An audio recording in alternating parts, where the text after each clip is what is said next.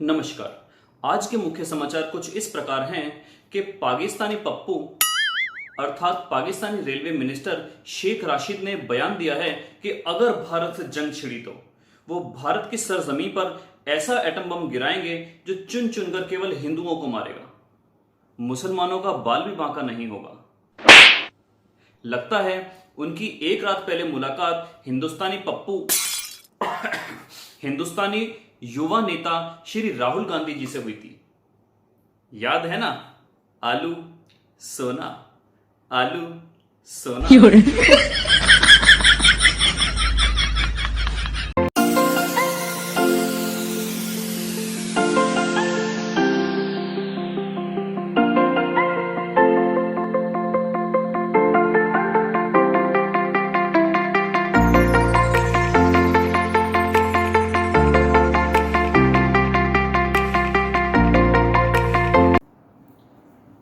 Good morning India, केम छो बच्चों, मजामा। Welcome back to your beautiful से channel with your handsome teacher जिसका नाम है फिजिक्स बाय राहुल बंसल। करते हैं स्टार्ट इस चैप्टर के न्यूमेरिकल्स की एक्सरसाइज के न्यूमेरिकल्स एग्जाम्पल्स आप लोग सॉल्व कर लेना। किसी को कोई डाउट हो तो डेफिनेटली कमेंट बॉक्स में मुझे क्वेश्चंस पुट अप कर सकते हैं। तो स्टार्ट कर रहे हैं एक्सरसाइज के न्यूमेरिकल्स जो है कुछ इस प्रकार से। फर्स्ट क्वेश्चन है बच्चों आपका, अ सर्कुलर कॉइल, एक circular coil of wire consisting of 100 turns. Question number 4.1 है, एक सर्कुलर कॉइल है बच्चों आपके पास consisting of 100 turns. Number of turns आपको बोल दिए गए हैं 100, each of radius 8 centimetre. Radius आपको दे दी गई है 8 सेंटीमीटर। अगर इसको हम स्टैंडर्ड फॉर्म में कन्वर्ट करें तो ये आपके पास आएगा 8.2 मीटर। कितना आएगा बच्चों आपके पास? 8.2 मीटर। 8 इंटू 10 की power -2 metre. Carries a current of 0.40। I आपको दे दिया गया है 0.40 ampere. What is the magnitude of the magnetic field at the centre of the coil. आपको मैग्नेटिक फील्ड की वैल्यू निकालनी है एट द सेंटर। आपको याद होगा बच्चों म्यू नॉट अपॉन में 4 पाई इंटू 2 पाई आई अपॉन में आर। ये इसका फॉर्मूला होता था सिंगल टर्न के लिए। कितने टर्न्स के लिए? सिंगल टर्न्स के लिए। आपको बोला है यहाँ पर नंबर ऑफ टर्न्स n है तो आप n से मल्टीप्लाई कर दोगे। तो म्यू नॉट अपॉन में 4 पाई की वैल्यू है 10 टू द पावर -7, 2 ये रहा, पाई की वैल्यू 22/7, आई की वैल्यू है 0.40, नंबर ऑफ टर्न्स है 100 और r की वैल्यू आई 8 इंटू 10 की पावर -2। आई होप आप लोग इसको खुद सॉल्व करेंगे और इसकी जो वैल्यू आएगी वो आएगी टेस्ला में। तस्ला में नहीं, टेस्ला में। क्वेश्चन नंबर 2 पर आते हैं बच्चों। ए long straight wire carries a current of 35 ampere. एक स्ट्रेट वायर है जिसमें कितना करंट है बच्चों, मेरे प्यारे बच्चों? 35 ampere. What is the magnitude of the field B at a point 20 centimetre from the wire। अगर हम यहां से 20 सेंटीमीटर दूर जाएं, यानी कि R की वैल्यू दे दी अगर 20 centimetre, we have to find the magnetic field at this particular point। तो बच्चों मैग्नेटिक फील्ड की वैल्यू होती है म्यू नॉट अपॉन में 4 पाई इंटू 2 आई अपॉन में R। तो ये आ गया 10 की पावर -7, 2 आई की वैल्यू आ गई 35 और आर की वैल्यू आ गई 20 सेंटीमीटर। तो इसको हम सेंटीमीटर को मीटर में कन्वर्ट करने के लिए 10 टू द पावर -2 से मल्टीप्लाई कर देंगे। -7 में से -2 गया तो ये बचा -5। 35 दूनी 70, 70 का मतलब हो गया 70, नीचे आ गया 2 0, 0 से 0 चला गया, 7/2 का मतलब आ गया 3.5 into 10 to the power -5 tesla, not तस्ला। क्वेश्चन नंबर 3 पर आते हैं आपके पास। A long straight wire in the horizontal plane. Horizontal plane में तार रखी हुई है, carries a current of 50 ampere. एक तार रखी हुई है जिसमें करंट कितना फ्लो कर रहा है बच्चों? 50 ampere. In north to south direction. आमतौर पर हम ईस्ट वेस्ट नॉर्थ साउथ ऐसे बनाते हैं, लेकिन नॉर्थ और साउथ ऐसा थोड़ी ना होता है। नॉर्थ और साउथ ऐसा होना चाहिए, लेकिन ये 3 डायमेंशनल फिगर बन जाएगी जिसकी वजह से हम इसको बोर्ड पर क्रिएट नहीं कर सकते हैं। तो हम नॉर्थ और साउथ ऐसे दिखाते हैं, जबकि बच्चों नॉर्थ और साउथ ऐसा होता है। तो आपको बोला हुआ है give the magnitude and direction of B at a point 2.5 metre east of the wire. तो अगर हम बात करें 2.5 मीटर, तो 2.5 मीटर तो एग्जैक्टली आप यहां वाले फॉर्मूले से निकाल सकते हो। कैसे कि b की वैल्यू आ गई म्यू नॉट अपॉन में 4 पाई इंटू 2i अपॉन में r। ये आ गया 10 टू द पावर -7, i की वैल्यू आ गई 50 और r की वैल्यू 2.5 मीटर। आप यहां से इसको टेस्ला में इजीली सॉल्व कर पाएंगे। बात करते हैं ईस्ट ऑफ द वायर पे डायरेक्शन क्या होगी। देखो बच्चों, मान लो कि अगर मैं ईस्ट मेरा ये हो गया, वेस्ट मेरा ये हो गया, लेफ्ट हैंड साइड पर नॉर्थ और राइट हैंड साइड पर साउथ, तो आपको बोला हुआ है कि नॉर्थ से साउथ की तरफ अगर करंट जा रहा है तो इसका मतलब हो गया ये डायरेक्शन हो गया करंट का, नॉर्थ से साउथ की तरफ। हमने इसको ऐसे पकड़ लिया। ईस्ट हो गया इस तरफ। तो अगर मैं ध्यान से देखूं ईस्ट के किसी बिंदु पर मैग्नेटिक फील्ड की डायरेक्शन क्या होगी, तो आप इसमें लगाएंगे राइट हैंड थंब रूल के इस तरीके से कि अंगूठा, ये जो अंगूठा है ये किस डायरेक्शन में जाएगा, it will point in the direction of current. तो आपकी जो फिंगर्स हैं यहां पर ईस्ट पर वो कैसी हैं, वो है बच्चों अपवर्ड्स। फिर से देखिए, अगर मैंने इस वायर को इस तरीके से पकड़ा कि अंगूठा जाए नॉर्थ से साउथ की डायरेक्शन में, तो मैग्नेटिक फील्ड की डायरेक्शन क्या है, ईस्ट पे अपवर्ड्स। और अगर बात करते हैं वेस्ट पर, तो वो होती है आपके पास डाउनवर्ड्स। तो हम यहां पर लिखेंगे magnetic field at east will be upwards. Magnetic field होगी ऊपर की तरफ। चलते हैं नेक्स्ट क्वेश्चन पर।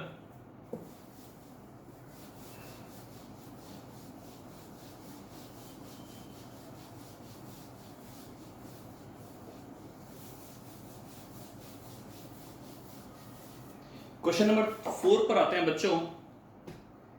क्वेश्चन नंबर 4 है a horizontal overhead power, overhead power जो हमारे सरों के ऊपर से जाती है, line carries a current of 90 ampere. I की वैल्यू आपको दे दी गई है 90 ampere in east to west direction. इस बार करंट कैसे है, हमने यहां पर माना था ईस्ट, तो ईस्ट से वेस्ट डायरेक्शन में आपके पास करंट है।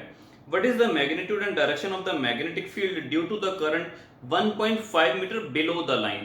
करंट जा रहा है ऐसे, करंट जा रहा है ऐसे, तो हम इस तार को पकड़ेंगे कुछ ऐसे, हम इस तार को पकड़ेंगे कुछ ऐसे, ताकि करंट की डायरेक्शन में रहे हमारा अंगूठा बिलो द लाइन। तार के नीचे मैग्नेटिक फील्ड की डायरेक्शन क्या होगी, तो ये है इस तरफ, देखिए ध्यान से इस तरफ। और ये डायरेक्शन कौन सी हो गई, ईस्ट, वेस्ट, नॉर्थ, साउथ।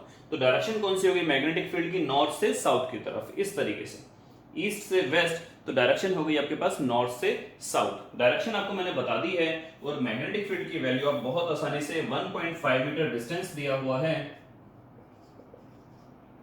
तो बच्चों मैग्नेटिक फील्ड की वैल्यू आई म्यू नॉट अपॉन में 4 पाई इंटू 2i अपॉन में r। यहां से आप इजीली सॉल्व कर पाएंगे। i दे दिया, r दे दिया, म्यू नॉट अपॉन में 4 पाई 10 टू द पावर -7 और below the line, below the wire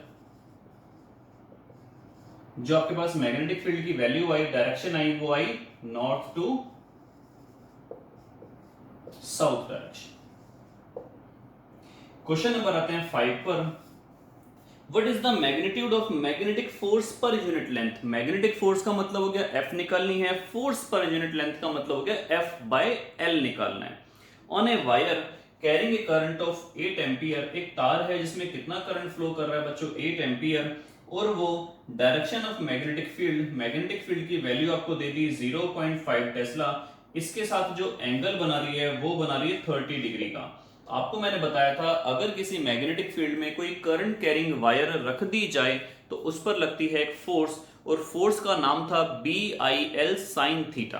तो यहां पर अगर हम ध्यान से देखें तो फोर्स का फॉर्मूला निकल के आता है BIL sin थीटा, लेकिन आपको बोला हुआ है यहां पर फोर्स पर यूनिट लेंथ निकालने के लिए, क्या निकालने के लिए, फोर्स पर यूनिट लेंथ निकालने के लिए। तो बच्चों हम यहां पर F by L निकालेंगे, जो बचेगा BI sin थीटा। B की वैल्यू हो गई 0.15, I की वैल्यू हो गई 8 और sin 30 डिग्री। तो 15 8 120, ये आ गया 1.20। sin 30 की वैल्यू होती है 1/2, तो आपके पास कितना आ गया 0.60 न्यूटन। नहीं माना जाएगा, फोर्स की यूनिट होती है न्यूटन बच्चों। 0.60 आएगी force per unit length Newton पर मीटर। क्या कहा हमने? न्यूटन पर मीटर। क्वेश्चन नंबर चलते हैं 6 पर। क्वेश्चन नंबर चलते हैं 6 पर। क्वेश्चन नंबर 6 है बच्चों आपका 3 centimetre wire carrying a current of 10 ampere. एक वायर है 3 सेंटीमीटर वायर, लेंथ आपको दे दी गई है 3 centimetre, carrying a current of 10 ampere. इसमें करंट कितना है बच्चों? 10 ampere. Is placed inside a solenoid perpendicular to its axis. ये सोलेनॉइड रख दिया और इसकी एक्सिस ये हो गई, तो हमने पिन को, इस तार को ऐसे रखा, कुछ ऐसे रखा कि अगर मैं बोलूं कि ये है आपके पास सोलेनॉइड की एक्सिस, तो तार को हमने रखा या तो ऐसे या ऐसे, एंगल बनाते हुए 90 डिग्री का। छोटी सी तार है, सोलेनॉइड में आराम से एंट्री कर जाएगी। तो इसका मतलब क्या हुआ कि सोलेनॉइड के अंदर जो आपने रखा, आपको बोला हुआ है 3 centimetre wire carrying a current of 10 ampere is placed inside a solenoid perpendicular to its axis। इसका मतलब क्या हुआ? थीटा की जो वैल्यू आई वो 90 आ गई। The magnetic field inside the solenoid is given to be 0.27 Tesla. Magnetic field की value आपको दे दी गई है 0.27 टेस्ला। आपको निकालनी है फोर्स। फिर से वही काम हो गया, फोर्स का फॉर्मूला था BIL sin थीटा। B की वैल्यू है 0.27, I की वैल्यू आ गई 10, L आ गया 3 सेंटीमीटर। हम इसको लिखेंगे 10 की पावर -2 के साथ, और थीटा की वैल्यू है 90 डिग्री। साइन 90 जैसा कि आप जानते हो 1 होता है, 10 इंटू 10 की पावर -2 आ गया 10 की पावर -1, 27 दिया हो गया 0.81। तो कुल मिलाकर आपके पास आया 8.1 into 10 to the power -2 newtons. कितना आया बच्चों? 10 टू द पावर -2 न्यूटन्स। ये था आपके पास क्वेश्चन नंबर 6। क्वेश्चन नंबर 7 पर आते हैं। 7 पर आते हैं, बहुत बढ़िया, 7 पर आते हैं। क्वेश्चन नंबर 7 बच्चों आपके पास है कि 2 long and parallel straight wires A and B। दो तारे हैं, पैरेलल हैं, स्ट्रेट हैं, A है और B है, carrying currents of 8 ampere and 5 ampere. I1 की वैल्यू आपको दे दी गई है 8 एम्पियर और I2 की वैल्यू आपको दे दी गई है 5 ampere. In the same direction, obviously same direction में होगा, they will attract each other. आपको बताया था parallel current attract each other and anti parallel current repel each other. तो दोनों के अंदर करंट है 8 और 5 का, और इनके बीच का सेपरेशन दिया हुआ आपको 4 सेंटीमीटर। आर की वैल्यू आपको दे दी गई है 4 centimetre. Estimate the force on a 10 centimetre section of wire A. आपको इसके 10 सेंटीमीटर हिस्से पर लेंथ आपको दे दी गई है 10 सेंटीमीटर। इसके 10 सेंटीमीटर हिस्से पर बच्चों आपको निकालनी है फोर्स। आपको याद होगा फोर्स पर यूनिट लेंथ का फॉर्मूला F/L जो आपके पास होता था वो होता था μ0/4 पाई इंटू 2I1I2 अपॉन में R। आपको अगर फोर्स निकालनी है, मैंने आपको बताया था L की मल्टीप्लाई कर देंगे तो F की वैल्यू आपके पास कितनी आ जाएगी? F की वैल्यू आ जाएगी μ0/4 pi into twice of I1I2 L upon में R। μ0/4 पाई जैसा कि आप जानते हो 10 की पावर -7 2, I1 की वैल्यू 8, I2 की वैल्यू 5, L की वैल्यू 10 सेंटीमीटर, 10 सेंटीमीटर, और R की वैल्यू है 4 सेंटीमीटर। तो सेंटीमीटर से सेंटीमीटर कैंसिल हो गया, आपको इसको कन्वर्ट करने की रिक्वायरमेंट नहीं पड़ी है। ये आपका गया 4 दूनी 8, तो 2 दूनी 4, 4 पंजे 20 और 20 धाम 200, 200 into 10 to the power -7 newton. Force निकाली है तो न्यूटन आएगा, और ये हो गया 2 into 10 to the power -5 newton. ये आपके पास निकल गया कुल मिलाकर इस 10 सेंटीमीटर वाले हिस्से पर फोर्स। ये था बच्चों क्वेश्चन नंबर 7। चलते हैं फटाफट आगे के क्वेश्चंस पर और देखते हैं क्या क्या पूछा है इस एनसीईआरटी में और क्या क्या जवाब देंगे हम एनसीईआरटी को। तो चलिए फटाफट सॉल्व करते हैं हम आगे के क्वेश्चंस और देखते हैं क्या क्या बिगाड़ती है एनसीईआरटी हमारा। क्वेश्चन नंबर 8 पर आते हैं बच्चों। अ क्लोजली वाउंड सोलिनॉइड, एक क्लोजली, काफी क्लोजली सोलिनॉइड एक वाउंड है, लॉन्ग है 80 सेंटीमीटर, लंबाई दे दी बच्चों आपको 80 सेंटीमीटर, हैज 5 लेयर्स, लेयर्स कितनी दे दी गई हैं आपको 5। अच्छा, और हर लेयर में टर्न्स कितने हैं 400 टर्न्स पर लेयर, हर लेयर में कितने टर्न्स हैं 400 और लेयर कितनी है 5, तो टोटल नंबर ऑफ टर्न्स हो जाएंगे 400 पंजे 2000, कुछ इस तरीके से। ये आपके पास आ गया total number of turns. The diameter of the solenoid is, diameter आपको दे दिया गया है 1.8 centimetre. If the current carried is 8 ampere, I की वैल्यू आपको दे दी गई है 8 ampere. Estimate the magnitude of magnetic field inside the solenoid near its centre, centre पर अगर हम निकालेंगे मैग्नेटिक फील्ड तो बच्चों फॉर्मूला था म्यू नॉट एन आई। यहां पर डायमीटर का हमारे पास कोई रोल नहीं होता, और आपको याद दिला दूं छोटा n जो था वो था number of turns per unit length, it is not number of turns. तो यहां पर हम ऐसे कर देंगे कि mu naught number of turns per unit length into I. Mu naught upon में 4 पाई की वैल्यू होती है 10 टू द पावर -7, तो म्यू नॉट की कितनी हो जाएगी 4 pi into 10 to the power -7। Capital N आपके पास आ गया 2000, आई की वैल्यू आपके पास आ गई 8 एम्पियर, और लेंथ आपके पास बच्चों कितनी आई 80 centimetres, 80 into 10 to the power -2। यहां से आप इजीली निकाल पाओगे टेस्ला में, टेस्ला में नॉट तस्ला में, magnetic field at the centre. चलते हैं बच्चों क्वेश्चन नंबर 9 की तरफ। A square coil of side 10 centimetre, एक स्क्वायर कॉइल है जिसकी साइड है 10 सेंटीमीटर, कंसिस्ट ऑफ 20 टर्न्स, इसमें कितने टर्न्स हैं बच्चों 20 टर्न्स हैं, 20 turns, and carries a current of 12 ampere, और आई कितना है बच्चों इसका 12 ampere. The coil is suspended vertically and the normal to the plane of the coil makes an angle of 30 degree. ये कॉइल मैग्नेटिक फील्ड में ऐसे रखी हुई है कि इस पर पड़ने वाला परपेंडिकुलर, इस पर जो परपेंडिकुलर पड़ेगा कॉइल पर वो 30 डिग्री एंगल बना रहा है। आपको याद होगा मैंने आपको दो एंगल्स बताए थे, थीटा था angle made by plane of the coil, plane of the coil with magnetic field, और अल्फा था angle made by perpendicular on the coil with magnetic field।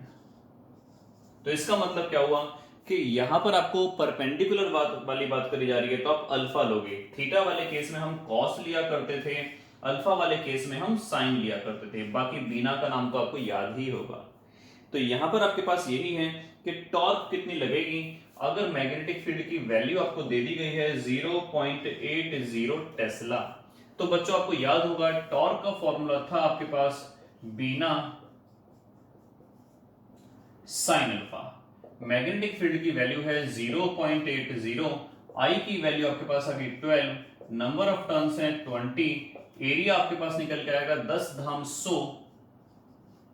100 centimetre square, centimetre square. तो याद करो अगर area आपके पास 100 centimetre square है, इसको आप 10 की पावर -4 से मल्टीप्लाई करोगे तब जाके ये मीटर स्क्वायर में कन्वर्ट होगा। आपने इसको मल्टीप्लाई करा 10 की पावर -4 से 100 को, तब जाके कन्वर्ट हुआ ये मीटर में।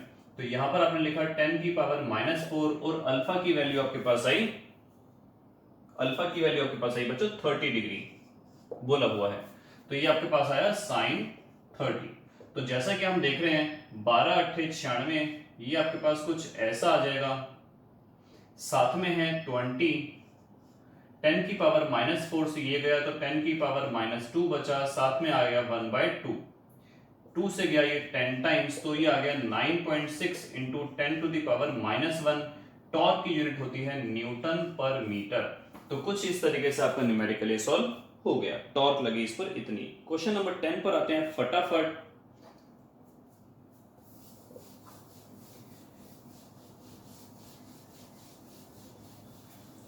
Question number 10, two moving coil meters M1 and M2 have the following particulars. आपके पास दो मीटर्स हैं, R1 की वैल्यू दे दी है 10 ओम, N1 की वैल्यू दे दी है 30, एरिया आपको दे दिया गया है 3.6 into 10⁻³ metre square. Magnetic field की वैल्यू आपको दे दी गई है 0.5 टेस्ला। R2 आपको दे दिया गया है 14 ओम। N2 आपको दे दिया गया है 42। A2 आपको दे दिया गया है, अरे भैया सारा हमसे लिखवाओगे क्या? और B2 आपको दे दिया गया है 0.50 टेस्ला। आपको निकालनी है करंट सेंसिटिविटी और वोल्टेज सेंसिटिविटी की रेशियो। देखिए बच्चों, आपको याद होगा मैंने आपको एक फॉर्मूला बताया था कि बीना जो होता है वो K इंटू अल्फा के बराबर होता है, और करंट सेंसिटिविटी का फॉर्मूला होता है अल्फा अपॉन में I। तो ये बन गया BNA अपॉन में K। ये करंट सेंसिटिविटी आई फर्स्ट वाले की, और यही करंट सेंसिटिविटी आएगी सेकंड वाले की, लेकिन वैल्यूज अलग अलग हैं। तो यहां पर हम निकालते हैं करंट सेंसिटिविटी ऑफ 1 अपॉन में करंट सेंसिटिविटी ऑफ 2। I1 की वैल्यू आपके पास कितनी आएगी? ये आएगी B1 N1 A1 अपॉन में K1। इसके नीचे लगाएंगे सेकंड वाले पार्ट तो वो पलट जाएंगे, वो हो जाएगा K2 ऊपर B2 N2 और A2। अब ध्यान से देखिए, B1 की वैल्यू हमें पता है, N1 की वैल्यू हमें पता है, A1 की वैल्यू ये भी पता है, K1 की वैल्यू उन्होंने आपको बोला है यहाँ पर कि दोनों के दोनों जो मूविंग कॉइल गैल्वेनोमीटर है, दोनों का मूविंग कॉइल गैल्वेनोमीटर का गैल्वेनोमीटर कांस्टेंट सेम है। उन्होंने आपको बोला है two moving coil meters M1 M2 have the following particulars, spring constant दोनों का आइडेंटिकल है। स्प्रिंग कांस्टेंट आइडेंटिकल होने का मतलब क्या हो गया? K1 और K2 आपका कैंसिल आउट हो जाएगा।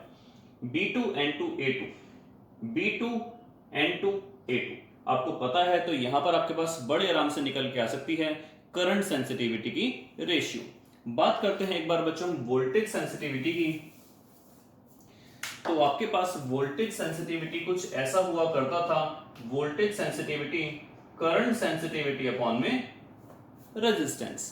तो यहां पर अगर हम रेशियो निकालेंगे तो V1 अपॉन में V2 कितना आएगा? यह आएगा I1 अपॉन में R1, I1 अपॉन में R1, और फिर घूम जाएगा R2 अपॉन में I2। तो I1 की वैल्यू आपके पास निकल के आ सकती है, अदरवाइज आप I1 और I2 की वैल्यू जो है वो यहां से भी पुट कर सकते हैं। I1 अपॉन में I2 फर्स्ट क्वेश्चन आप लोगों ने सॉल्व कर लिया होगा, तो I1 अपॉन में I2 आप एज इट इज पुट कर देना। R2 की वैल्यू आपको दी हुई है, R1 की वैल्यू आपको दी हुई है, तो यहां से आप करंट सेंसिटिविटी और वोल्टेज सेंसिटिविटी दोनों के दोनों सॉल्व कर सकते हैं। तो ये थे आपके कुछ न्यूमेरिकल्स। होप करते हैं नेक्स्ट टाइम नेक्स्ट पार्ट में हम सारे न्यूमेरिकल्स फिनिश कर देंगे। Till then good bye. आपको याद दिला दूं, दोनों के दोनों सेम चीजें हैं, तो इसकी कोई यूनिट नहीं होगी और इसकी भी कोई यूनिट नहीं होगी। टिल देन गुड बाय, जय हिंद।